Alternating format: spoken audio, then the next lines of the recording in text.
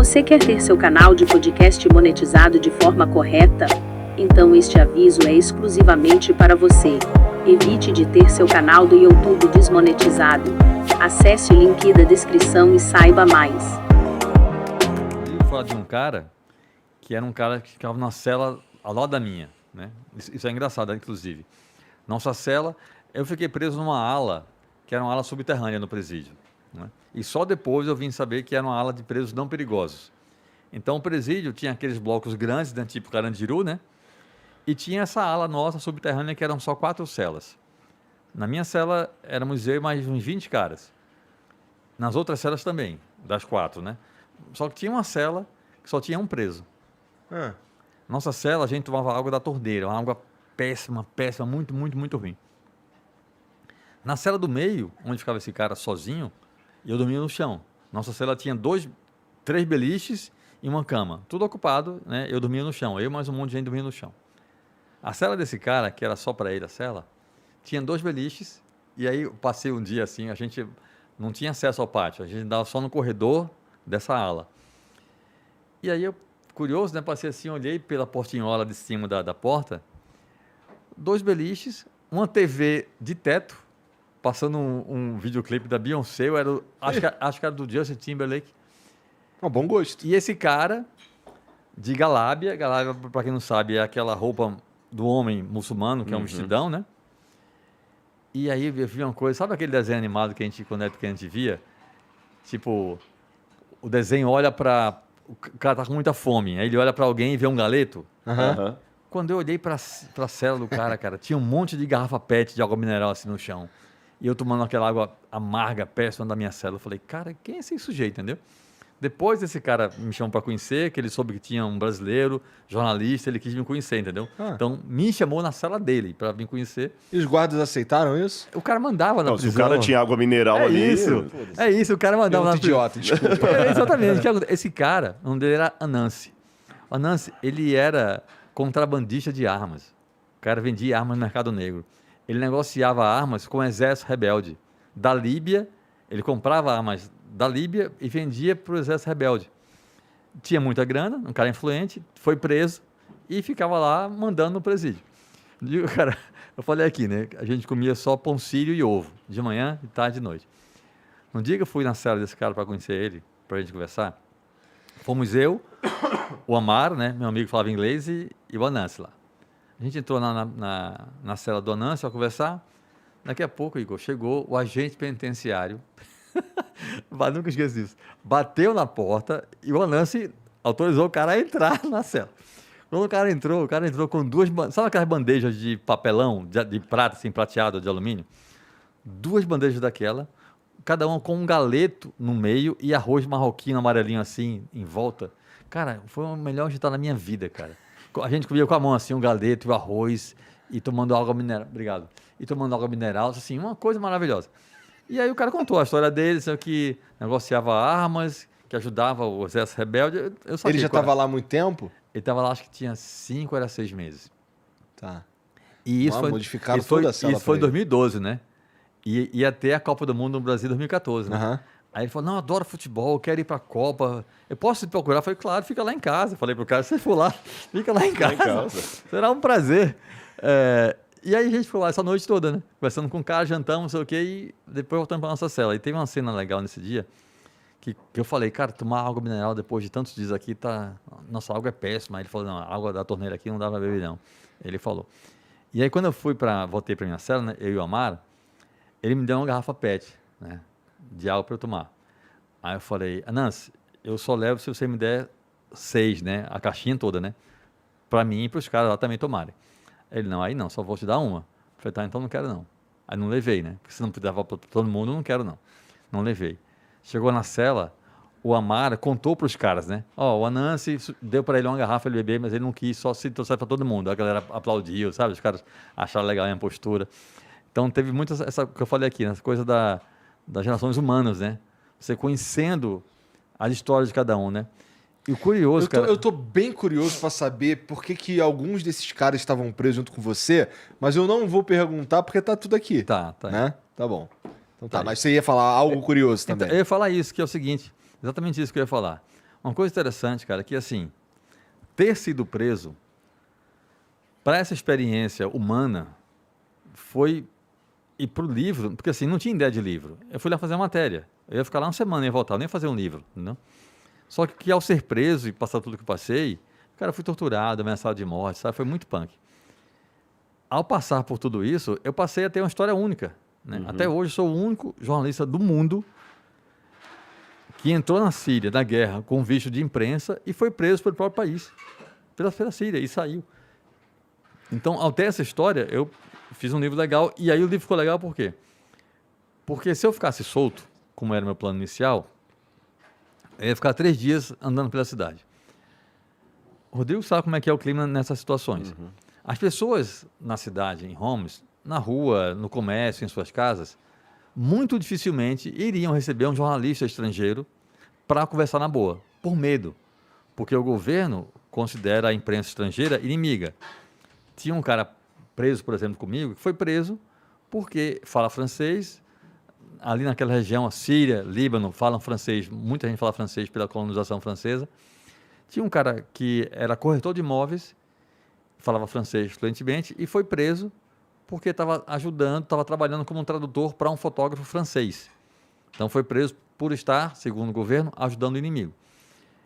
Então as pessoas na rua, ou em suas casas, ou no trabalho, não iam atender um jornalista estrangeiro para falar na boa. Até poderia falar um ou outro, mas não ia ficar comigo conversando durante 2, 3, 4 horas. Na prisão, a gente estava todo mundo trancado. Ninguém tinha nada para fazer. Não tinha para onde ir. Exatamente. E Você aí, conseguiu as pessoas ali, gostam né? de falar de si, entendeu? Aí tem um jornalista estrangeiro conversando com as pessoas, cara, o amar de tradutor. Então, assim, as pessoas me contavam suas histórias que não me contariam com aquela desenvoltura e confiança se eu estivesse solto na rua com eles, entendeu?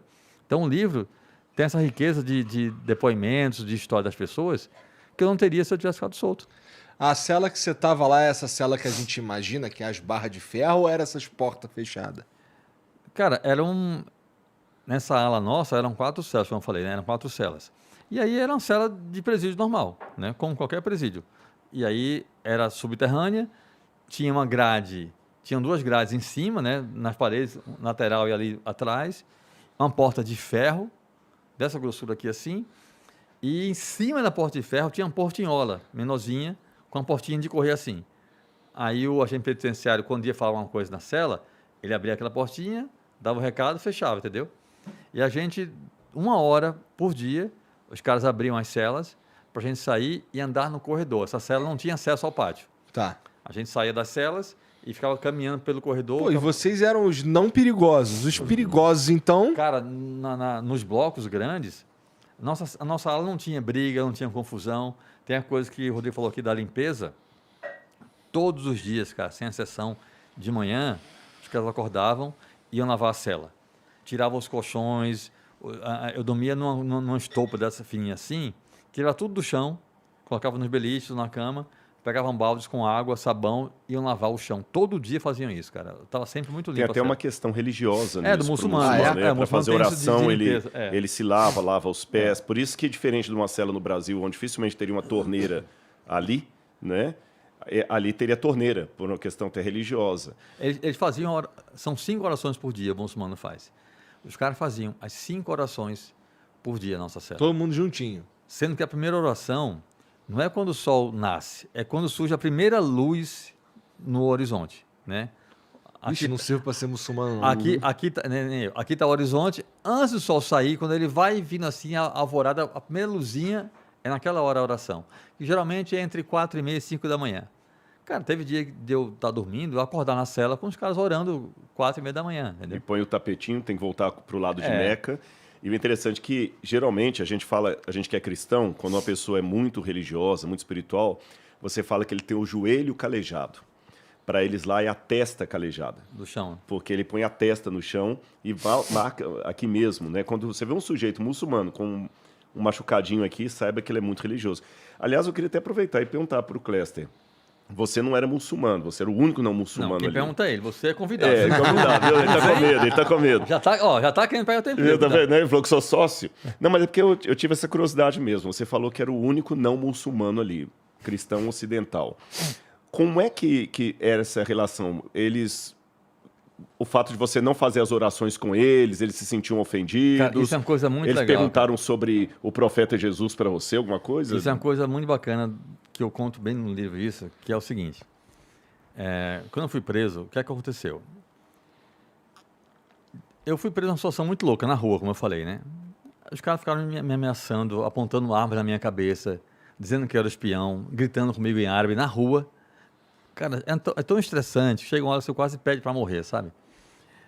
Tem até uma ocasião engraçada nesse momento. Eu na rua, em Homs, né? O mundo se acabando, bomba caindo, tiroteio, e eu no chão, na calçada. Já tinham confiscado minhas coisas, na rua ainda. E aí ficava ali uns 7, 8, 10 soldados, né, do exército sírio, apontando armas para minha cabeça, gritando comigo em árabe. E eu dizia, eu não falo árabe, eu sou brasileiro. Bem calmo assim, né? E aí, um deles, depois de um momento, falou assim, ó, Brasília, futebol. Aí eu falei, futebol. Você quer ter seu canal de podcast monetizado de forma correta? Então este aviso é exclusivamente para você. Evite de ter seu canal do YouTube desmonetizado. Acesse o link da descrição e saiba mais. Gosto de futebol. Aí um deles falou assim, Barcelona ou Real Madrid? Eles perguntam a mesma coisa agora no campo. Quase vendo? todos perguntam assim, Barcelona ou Real Madrid? Eu ficava ensaiando qual dos dois eu ia agradar com a resposta. Pois é. A mesma pergunta, vários. Não é fácil, Real Madrid, pô, o Vini Júnior joga lá. Aí eu Pô. falei, mas vai que ele gosta do Barcelona. Isso é 2012, né?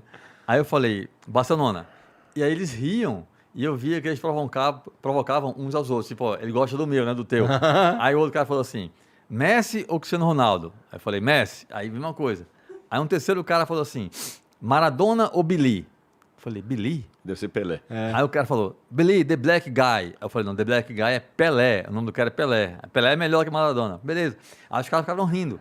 Só que o louco, Igor, é que esse papo de futebol rolou com todos eles apontando armas pra mim, entendeu? Era assim, Maradona ou Billy? Os caras estavam tão presos, era tão natural estar ali com a arma na minha cabeça, que rolou papo de futebol e os caras ficaram assim em mim, entendeu? E aí o clima foi amenizando, né? Arrumaram um sargento que falava inglês, o Yassin, que ajudou pra caramba, não sei o quê, conversou, aí ficou tudo esclarecido, que eu não era espião, que era brasileiro, jornalista, tarará.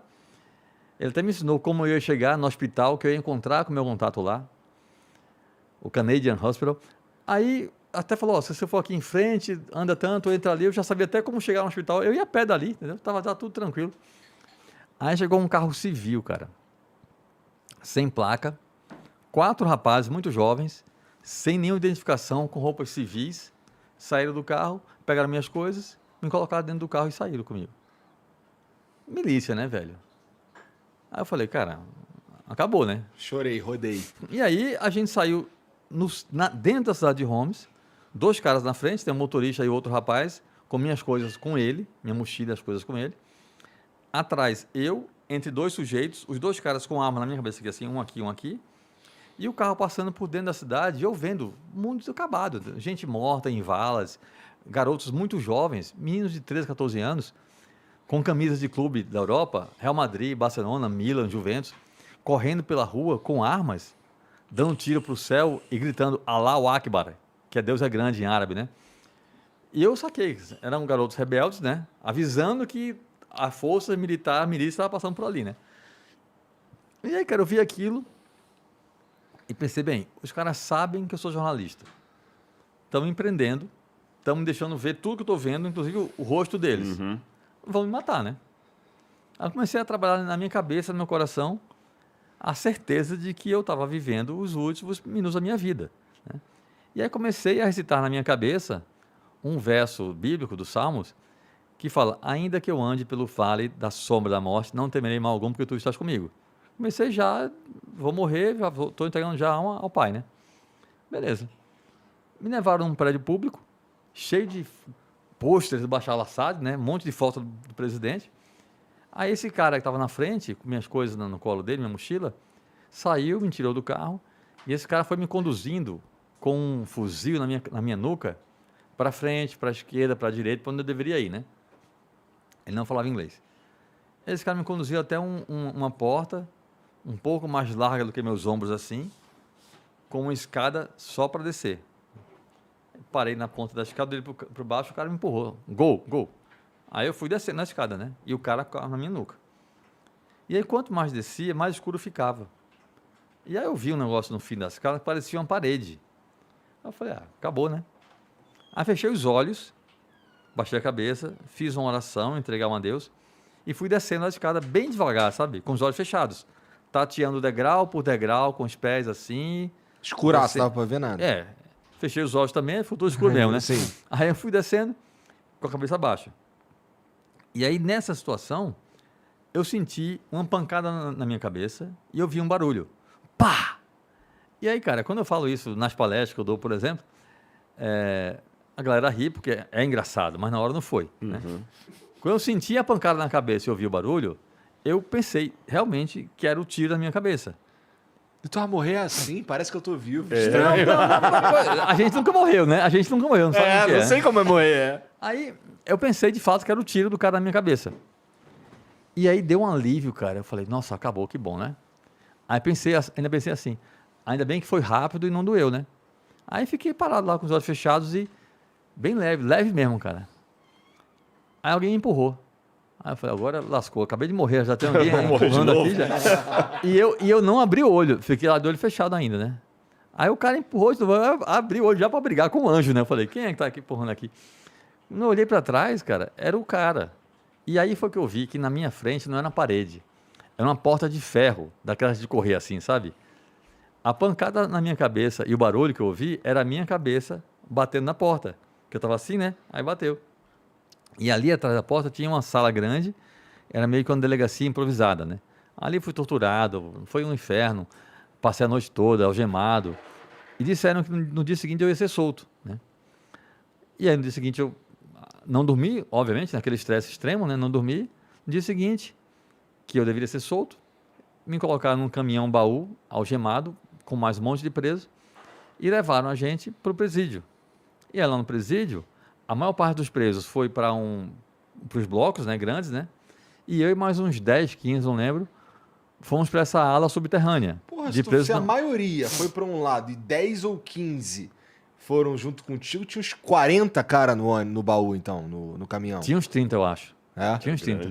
Eu acho que uns 10 por aí, 15 fomos para a ala e o resto foi para outra. Tá. E aí, Caraca. quando a gente desceu, né, para essa ala subterrânea, eu tentando explicar para o agente penitenciário que eu não tinha feito nada de errado, que disseram que eu ia embora, não sei o quê. Falam um cara em inglês e o cara não falava inglês.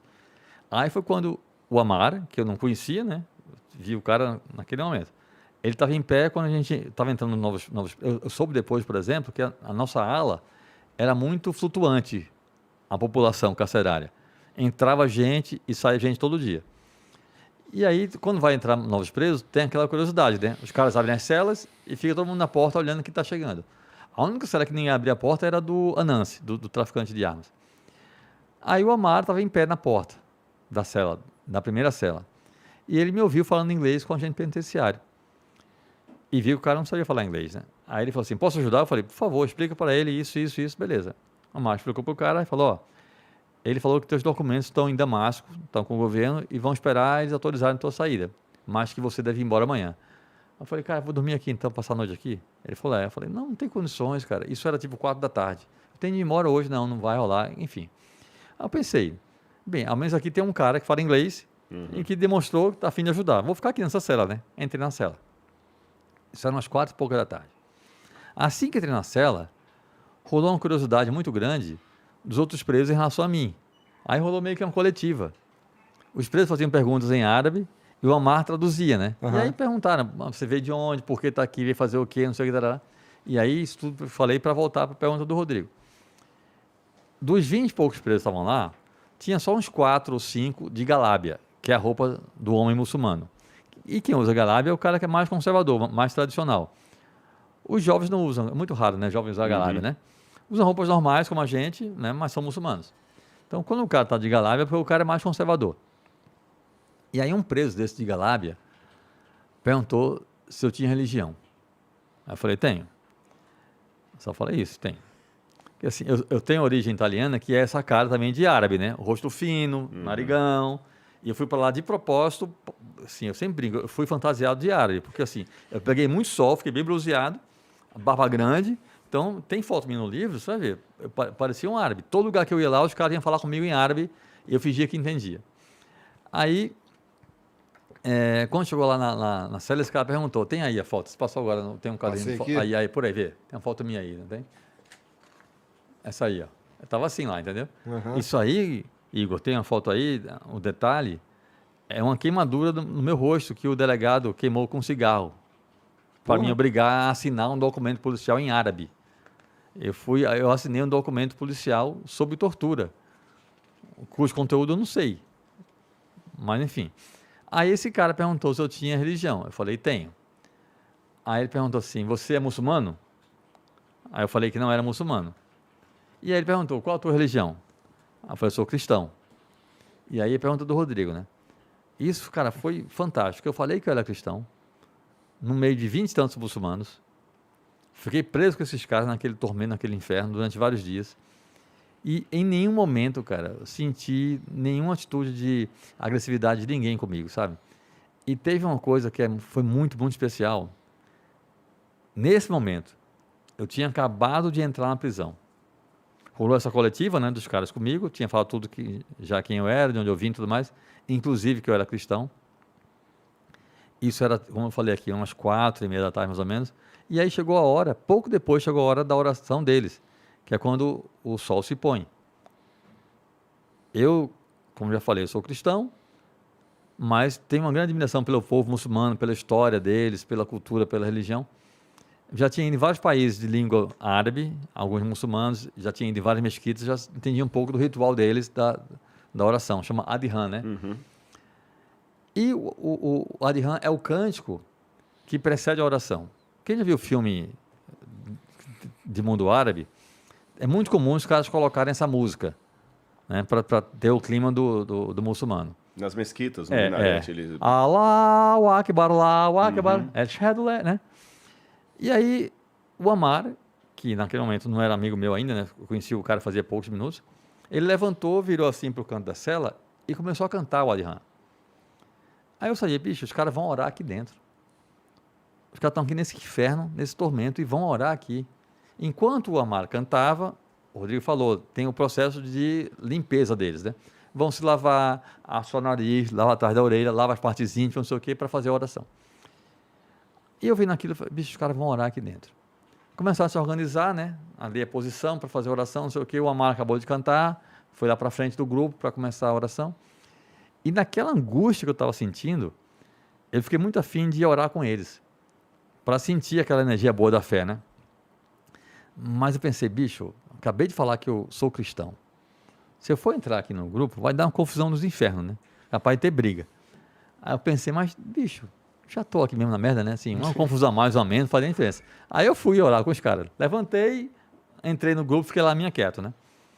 E aí na frente do grupo estavam o Amar e outro cara. Esse outro cara me viu levantando e entrando no grupo. Aí esse cara esticou assim o braço, andou um pouco para trás e segurou no meu braço. Eu pensei que ele ia me tirar do grupo. Ele me puxou para frente do grupo, para perto dele, e fez assim, tipo, olha para mim, faz os meus gestos. Eu sabia já um pouco como é que era, eu falei, beleza. Aí ele começou a fazer os gestos, né? A oração começa com uma repetição. O líder fala uma coisa, você repete. Então até ali eu estava indo bem. Aí depois para, os caras vão orando, né? E aí começa o que o Rodrigo falou, de agachar, colocar a testa no chão, Allahu Akbar, Allahu Akbar. Ia fazendo isso com eles. Só que aí quando entrou na parte da oração que vai mais, né? Em árabe mesmo, eu fiz lá todo o ritual, mas orando na minha cabeça em português. Quando acabou a oração, cara, eu estava muito emocionado, cara, porque foi muito forte, assim, toda aquela angústia, o sofrimento, depois aquela coisa de estar ali orando com eles, sei o quê. E eu senti muita vontade de chorar, mas eu pensei, cara, não vou chorar aqui, sabe? Eu trinquei os dentes e senti o olho lacrimejando, mas assim, sabe, não chorei. E só que os caras viram eu emocionado, o Amar e mais outros dois caras, justamente o Adnan e o Walid. E aí o Amar e o Adnan, que viraram, tipo, o Amar foi o irmão mesmo, assim, o Adnan e o Walid viraram amigos muito próximos. Aí o Amar e o Adnan me viram emocionado e os dois caras vieram e me abraçaram, velho. Igor, aquilo fazia pouco mais de meia hora que eu tinha entrado na prisão, velho. ninguém era meu amigo ainda, né? Os caras vieram por solidariedade, por generosidade, né? Me abraçaram, me confortaram. E é o que o Rodrigo falou. Cara, eu sou cristão, eu sou evangélico. Eu tenho plena certeza, infelizmente, que se você pegar um sujeito hoje no Brasil, de Galábia, com roupa muçulmana, e esse cara entrar numa igreja evangélica ou católica, não sei se ele vai ser espancado. Talvez até seja. Mas com certeza vão ficar olhando para esse cara de cara feia. Não vai ser Eu estou falando acolhido. eu tô falando da minha religião. Aham. Com certeza vão olhar, no mínimo, vão olhar para esse cara de cara feia. Enquanto isso, isso estou falando numa igreja. Eu ia falar em inglês agora, pensando. Por outro lado, eu fiquei numa cela, num presídio, no meio da guerra, bomba e tiro na rua o dia todo, com mais de 20 muçulmanos, e em momento algum, ninguém sequer me olhou de cara feia, velho. Assim, e tem outra coisa que é o seguinte, Igor, a minha angústia lá na prisão era só minha, porque eu sabia que meus pais, meus irmãos, meus amigos, estavam todos bem e seguros. Eles não. Além da agonia deles, da angústia deles, eles tinham a angústia de saber que seus pais, irmãos, esposas, filhos estavam na rua sofrendo, entendeu? E as pessoas foram boas comigo, cara. Tá? E a gente está vivendo um momento no Brasil, cara, muito difícil, de essa coisa de ódio, sabe? Alimentada pelo presidente da República, cara. Um cara que... Tem vídeo, o cara dizendo tem que metralhar petralhada, sabe? Eu não sou PT, nunca votei na minha vida no PT, sabe assim? Para mim, Lula é um ladrão da pior qualidade. Mas o que esse cara faz, sabe assim? Bicho, a gente... Até falei, não sei, não foi contigo, foi com outro amigo meu esse dia falando. Cara, há uma semana a gente viu a notícia, um sujeito deu um tiro em outro dentro da igreja, cara. Sim. Que é isso, velho? Porque o pastor estava falando contra a esquerda, defendendo Bolsonaro, e aí um irmão da igreja falou, mas isso eu não estou aqui para isso, não vim aqui ouvir política. Aí um outro, que era um policial militar, a paisana, estava armado. Por que é que leva um ser humano a entrar na igreja com um revólver, velho? Também não sei, O cara. que é que se passa na cabeça de um Faz idiota muito desse? sentido. Aí o cara não gostou da colocação do irmão, né, da Bíblia, né, da igreja. O cara pegou o revólver e deu um tiro no outro. Dentro da igreja, velho. 2 evangélicos. Imagina se é um muçulmano que entra num lugar desse. É. E aí eu estou lá preso com muçulmanos e fui bem tratado, assim, senti amizade, solidariedade, generosidade parte deles, sabe? Tu ainda conversa com esses caras? O Amar teve uma coisa muito bacana. Eu saí da prisão, eles ficaram lá, né? Aliás, um dia que eu fui solto, esse anel aqui, ó, eu ganhei do Adnan. Tem uma foto dele aqui no O livro. Adnan, ele vendia anéis e chaveiro na prisão. Aí quando eu saí, ele foi me dar um anel. Eu já tinha um anel, que eu nem estava com ele na prisão, deixei em casa, que eu usava um dedo mindinho. Sempre gostei de anel. Aí ele me deu um anel dourado, feio pra cacete. Eu falei, não quero isso não sei o quê. Eu achando que ele queria vender, né? Pô, o cara querendo te dar o anel e tu fazendo Pois um pouco do anel. vai dar um anel para outro, vai dar Na primeira eu segurei, hein? Na primeira eu tanquei, já deve ter visto. Eu falei, vai dar um anel para outro. Falei para ele. Aí ele pegou outro anel e aí eu joguei vôlei muito tempo, eu tenho o dedo aqui torto, tá vendo aqui mesmo, tá vendo? Aí o anel não entrou. Aí ele pegou esse aqui e foi colocar e esse passou. Aí eu até pararam com aquela, tá bom, beleza, valeu. Aí eu falei, quanto é? Porque ele vendia anéis, né? Aí eu falei, how much? Aí ele não falava inglês, muito pouco. Ele falou, no, for you, com sotaque, né? For you. Aí eu falei, não, money, how much, for you, how much? Aí ele falou com sotaque, falou assim, no, for you, remember me in Brasília. Aí me deu o anel, beleza. E aí não tiro mais dedo, só tiro quando vou para academia. Então, cara, essa generosidade, sabe assim, essa bondade das pessoas, sabe? Quando eu saí da prisão, esses caras estavam numa alegria, velho, você não tem noção. Os caras ficaram realmente felizes porque eu estava indo embora. Eles iam ficar lá. Só quem estava saindo era eu, sabe assim? E às vezes, cara, eu falo também isso nas palestras que eu dou para empresas, conto essa história e faço essa analogia. Às vezes você trabalha com uma pessoa 5, 10 anos do seu lado, o cara é seu amigo, sai para beber, vai na casa, e aí sai uma promoção, o teu amigo é promovido e você é incapaz de se alegrar pelo cara. Você fica com raiva do cara, porque foi ele promovido, não foi você. Entendeu? E lá, só quem ia sair da prisão era eu, Eles iam ficar lá. E os caras ficaram uma alegria, cara. Tão linda, sabe? Porque eu estava sendo solto. E aí, quando eu saí da prisão, voltando à tua pergunta, eu dei por Amar o meu cartão, né? Da revista, que eu estava na época, na Isto É. Com o meu telefone celular e o telefone da redação, na minha mesa. Fui embora, eles ficaram lá. Depois de uns 3, 4 meses, eu estava um dia trabalhando, o telefone tocou, eu atendi, era o Amar. Aí, cara, super emocionante, né? Meu irmão, mas tá, conversamos. Beleza. E aí, desde então, a gente fosse falando a cada 2, 3 meses, ele me ligava, eu ligava para ele, até que já faz um bom tempo, até desistir de ligar, eu fiquei ligando para ele, o telefone dele não atendia, nem em casa, nem no celular. Eu quero crer que ele tenha ido embora para outro país, com a mulher dele, não sei o quê. Mas o Amar foi o único com quem eu falei depois da prisão, dos presos, né? Mas eu fiz amigos fora da prisão, no governo da Síria, inclusive, um cara muito bacana, o Fadi. E até hoje sou amigo de um cara que, o vice-cônsul do Brasil, que era o vice-cônsul em Damasco na época, foi esse cara que me tirou da Síria. Eu saí da Síria, vê que coisa louca, Igor. Eu saí da Síria dentro de um carro oficial da Embaixada Brasileira.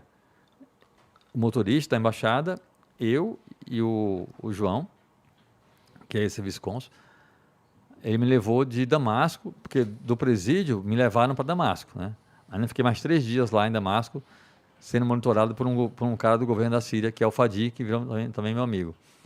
E aí, depois de 3 dias lá, o João, que é o vice-cônsul, foi comigo. Isso que o Rodrigo falou, de confiscar suas coisas, eu só tive minhas coisas, passaporte, máquina fotográfica, a filmadora, o celular, eu só tive isso de volta quando eu fui com o vice-cônsul do Brasil no Ministério da Informação da Síria, pegar minhas coisas, e aí no carro da embaixada a gente foi de Damasco até Beirute.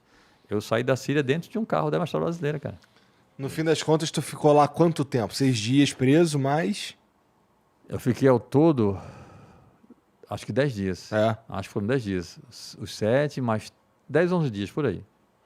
Entendi. Meu pai. Caraca, que briga, hein, cara?